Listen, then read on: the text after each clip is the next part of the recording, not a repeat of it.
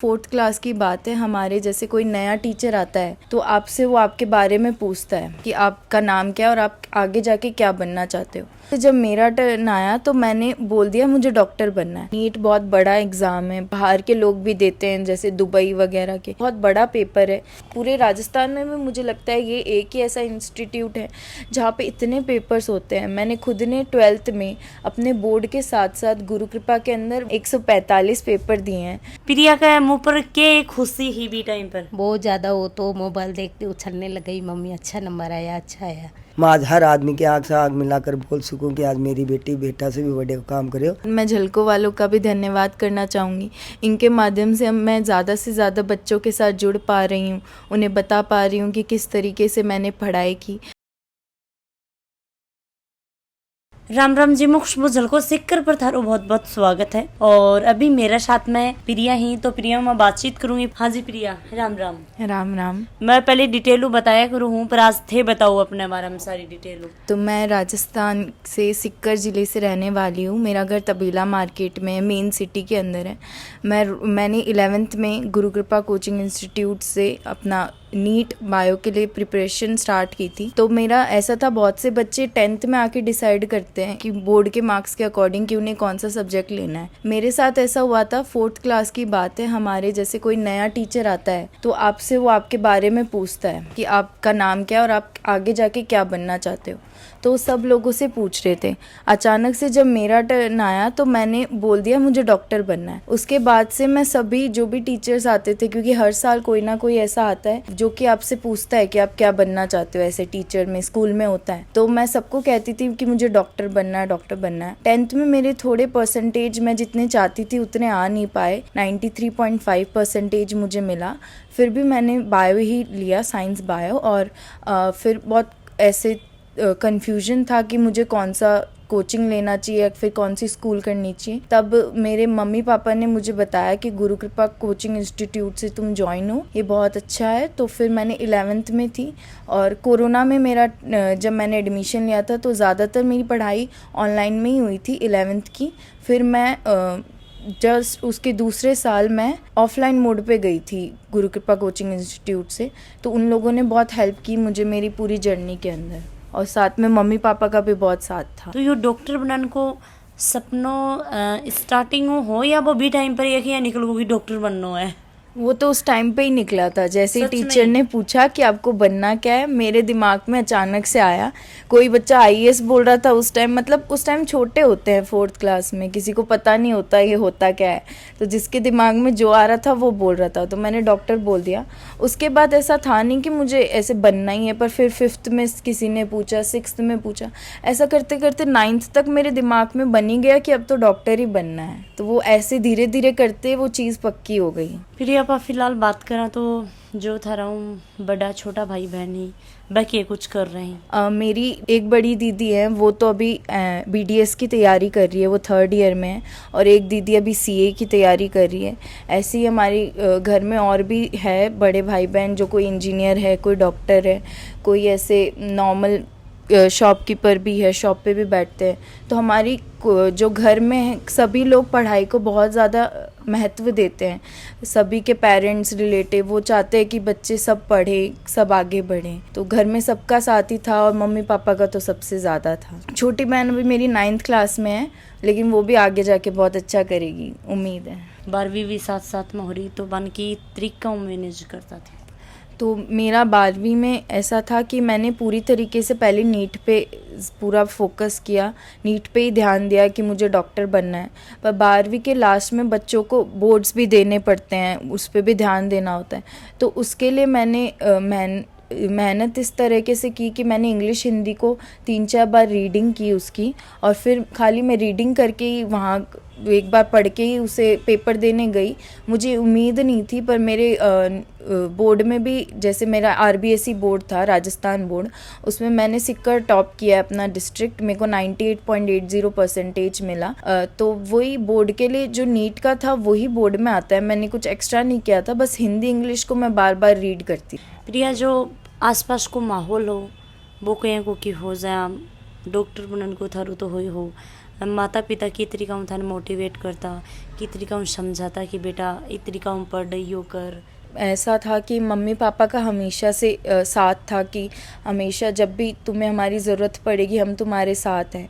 तो बहुत सी बार ऐसा होता था मेरा पेपर इतने अच्छे नहीं जाते थे तो मैं बहुत ज़्यादा मायूस हो जाती थी, मुझे बहुत बुरा लगता था और मेरा पढ़ने का फिर ऐसे मन थोड़ा कम हो जाता था क्योंकि मार्क्स नहीं आते थे इतना पढ़ के भी। तो मम्मी पापा हमेशा साथ देते थे, वो बोलते थे इस बार नहीं आया तो कोई बात नहीं, अगली बार और अच्छा होगा। ऐसा करते करते हमेशा उन्होंने समझाया है, हमेशा मेरे पास आके बैठे हैं, मुझे खाना भी खिलाया जब मैं खाना नहीं खाती थी, मुझे बुरा लगता था। तो ऐसा मम्मी पापा ने हमेशा साथ दिया है मेरा। कोचिंग में की तरीका को माहौल मिले हो, की तरीका को थारो रोज को रूटीन हो? मेरा शाम का टाइम होता था कोचिंग का, तो मैं रात तक। तो आप घर ही जाता या हॉस्टल? शुरुआत के दिनों में मैं घर ही में रहती थी। मैं लास्ट जो नीट से 6 महीने पहले मैं हॉस्टल में थी। गुरु कृपा ने जो वहाँ पे बहुत अच्छा परफॉर्मेंस करते हैं उन बच्चों के लिए वो अलग से एक हॉस्टल का प्रबंध भी करते हैं, वहाँ वो सब कुछ एकदम हेल्प करते हैं। गुरु कृपा इंस्टीट्यूट ऐसा है जैसा सिक्कर में मुझे मतलब कहीं पे भी पूरे राजस्थान में भी मुझे लगता है ये एक ही ऐसा इंस्टीट्यूट है जहाँ पे इतने पेपर्स होते हैं। मैंने खुद ने 12th में अपने बोर्ड के साथ साथ गुरु कृपा के अंदर 145 पेपर दिए हैं। वो लोग इतना ज़्यादा आपको तैयार कर देते हैं नीट के लिए कि आपको फिर घबराने की ज़रूरत नहीं होती। इतनी बार मैंने अपनी ओमार शीट भरी है गुरु कृपा के माध्यम से कि नीट में आपको जो ओमार बहुत से बच्चों का होता है जो ओमार जानते नहीं है तो उनकी उसमें भी बहुत गलतियाँ होती हैं, तो वो गलतियाँ मैंने अपने कोचिंग में ही कर ली थी। तो उससे क्या हुआ, मुझे नीट में जाके मेरी ओमार की तो मुझे टेंशन नहीं थी कि मैं ओमार अपना संभाल सकती हूँ क्योंकि मैंने इतनी बार उसे कोचिंग में पढ़ लिया था। और इसी के साथ साथ जो बात पढ़ाई की है तो गुरु कृपा में आपको ऐसी पढ़ाई कराई जाती है, फिजिक्स हो, केमिस्ट्री हो, बायो हो, ताकि आपको सोचना ही नहीं पड़ता कि मुझे कुछ एक्स्ट्रा बाहर से भी करना है। वो लोग इतना अच्छा पूरा आपको तैयार करके देते हैं चीज़ें कि आपको ज़रूरत ही नहीं होती कि आप कोई बाहर का सामान लो। बस उन्हीं की जो बुक्स है एनसीईआरटी है उनको आप बार बार पढ़ो, उनको बार बार प्रैक्टिस करो, उनके पेपर्स देते रहो। टीचर्स भी वहाँ पे हमेशा आपको मिलते हैं जो आपके डाउट सॉल्व करते हैं, आपके पेपर्स को सॉल्व करते हैं। ऐसा नहीं होता कि आपको पेपर, अगर आपका कोई पेपर हो रहा है, माइनर हो रहा है, आप उसको करके छोड़ रहे हो, वो लोग नेक्स्ट दूसरे ही दिन आपसे क्वेश्चन भी पूछते हैं उस पेपर के कि आपको क्या नहीं आया, तो वो लोग वो भी सॉल्व करवाते हैं आपसे। तो ऐसा वो आपकी हर एक चीज़ में आपको है ना मदद करते हैं, बस आपको लगना होता है पढ़ाई के अंदर कि क्योंकि सपने अपने बड़े रखने होते हैं तभी आप मंजिल को हासिल कर पाओगे। और जो बच्चा पढ़ाई कर रहे हैं, नीट के बारे में सोच रहे हैं, तो बा बच्चा ने एक पढ़ाई के लेवल की के कुछ थे बातें बताना चाहोगा कि भाई ये 2-4 बातें को ध्यान रखना चाहिए? नीट बहुत बड़ा एग्ज़ाम है, पूरे इंडिया के लेवल पे एग्ज़ाम है और बाहर के लोग भी देते हैं, जैसे दुबई वगैरह के लोग भी, एनआरआईज भी इनको, तो ये बहुत बड़ा पेपर है। और इंडिया के मेडिकल कॉलेज की तो जो वैल्यू है उसकी डिग्री की जो वो बहुत ज़्यादा है। तो उसके लिए मैं इतना कहना चाहूँगी कि आप जो भी बच्चे हैं वो क्लास में एकदम मन लगाकर पढ़ाई करें। मतलब बहुत से बच्चे होते हैं जो नई जगह हॉस्टल्स में आते हैं, अपने शहर के बाहर, घर के बाहर आते हैं, तो इधर उधर थोड़ा भटक जाते हैं। तो मैं वो चाहती हूँ कि वो एकदम अपना जो पूरा का पूरा ध्यान है अपनी पढ़ाई के लिए करें, क्योंकि उनके मम्मी पापा ने उन्हें वहाँ डॉक्टर बनने को भेजा है। हर समय अपने दिमाग में ये रखे कि उन्हें डॉक्टर बनना है और डॉक्टर बन के ही निकलना है। तो अपने क्लास के अंदर पूरा का पूरा ध्यान दें, अच्छे से पढ़ाई करें। जो भी उनको थोड़ा डाउट है, उन्हें कम आ रहा है, वो चीज़ें अपने टीचर्स से पूछें। और अगर रेगुलर रहेंगे, रोज़ का काम रोज़ करेंगे, तो लास्ट के दिनों में उन्हें ज़्यादा प्रॉब्लम भी नहीं होगी। वो अपना माइनर अच्छे से दे पाएंगे, अपने आरटीएस अच्छे से दे पाएंगे। हमारे जीसीआई में ऐसे अलग अलग तरीके के पेपर होते हैं, जैसे कोई 1 वीक का पेपर होता है जो 1 हफ्ते तक चलता है, ऐसे ही माइनर होते हैं 2 हफ्ते में होते हैं, आरटीएस होते हैं, डीटीएस होते हैं, और भी बहुत तरह के पेपर होते हैं जो जीसीआई अपने बच्चों को दिलवाता है नीट से पहले, जिससे बहुत ज़्यादा आपको हेल्प होती है। अभी आपने साथ में प्रिया का माता पिता से ही तो 2 बातें भी कर लें आप। हाँ जी, नमस्ते आंटी जी। नमस्ते। तारी बेटी भाई एक डॉक्टर बनाने जा रहे हैं, नीट की एग्जाम फाइट करी है, अंदरों की कितनी खुशी हो रही है? बहुत ज्यादा खुशी हो रही है हमारी तो। थारी सौ बड़ी बेटी है ना ये? फर्स्ट नंबर की? फर्स्ट नंबर की है। पहली बेटी बेटा को शो काम करके दिखा दी हो? हाँ, हमारी बेटे बेटी में कोई फर्क नहीं करती हूँ मैं, मेरा यही बेटा है। तब रिजल्ट आए हो तब सोम पहले प्रिया किन बताए हो? मालूम पड़ गया, रात को हम जगा हुआ था, रात को 12 बजे पेपर रिजल्ट आया था। चारों ही बैठे था, मेरी छोटी वाली भी बेटी भी बैठे ही था, आज रिजल्ट आएगा, सोया नहीं कोई। प्रिया का मुंह पर के खुशी ही भी टाइम पर बहुत ज़्यादा, वो तो मोबाइल देखते उछलने लग गई, मम्मी अच्छा नंबर आया, अच्छा आया। फिर वो सब टीचर वगैरह के फ़ोन आ रहे हैं और आ रहे हैं, सबको सबसे बातें हो रही है उसकी।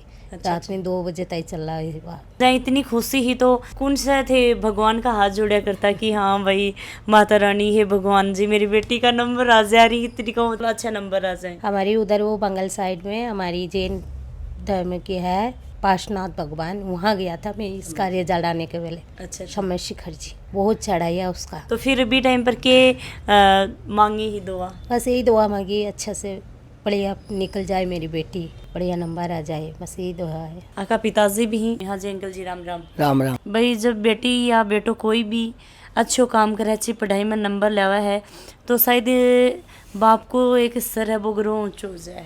बहुत ज़्यादा ही हो जाए, बेटा से भी ज़्यादा खुशी बेटी देवे। अच्छा, बेटी दो तरह से खुशी देवे, एक तो बाप का सबसे ज़्यादा चाहने वाली बेटी ही है।